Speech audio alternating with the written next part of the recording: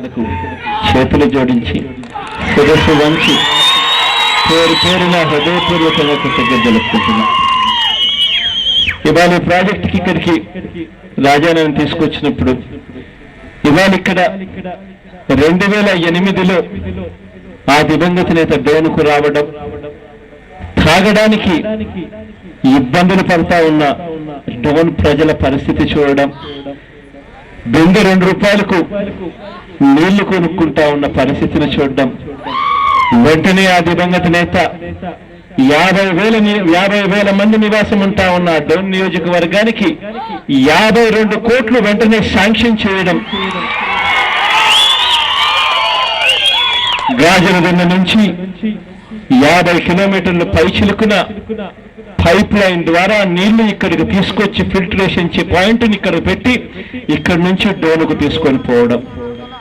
నిజంగా 50,000 మంది నియోజకవర్గం ఉంటా ఉన్న 50,000 మంది నివాసం ఉంటా ఉన్న డోనుకు 52 కోట్లు వెంటనే ఇచ్చేయడం.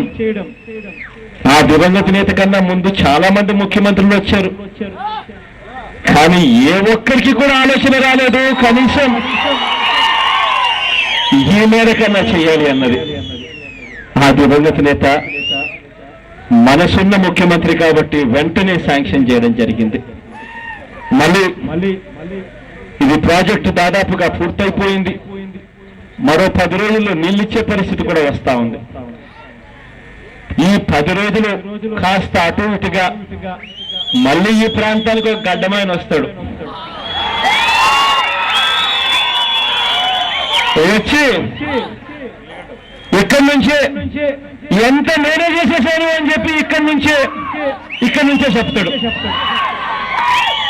ఎలా ఉంటుందనంటే ఆ గడ్డమాయన అనే మాటలు కట్టిందేమో వేరే వాళ్ళు, ఈయన వచ్చి కొలాయి తిప్పుతాడు, కొలాయి తిప్పితే నీళ్లు పారుతాయి, నీళ్లు పారిన వెంటనే ఈ నీళ్ళని నేనే ఇచ్చేస్తున్నాను అని చెప్పి కూడా చంద్రబాబు నాయుడు గారు చెప్తారు. మరో 10 రోజుల్లో అది కూడా జరుగుతుంది. కానీ ఎవరు చేశారు, ఎవరు కొలాయి తిప్పుతున్నారు అన్నది మాత్రం ప్రతి ఒక్కరికి ప్రజల్లో నాటుకొని పోయి ఉంటాడు. ఆ దివంగత నేత ప్రథమ నాయకుడు రాజశేఖర రెడ్డి గారే గుర్తుకొస్తారు. ఇక్కడ కూడా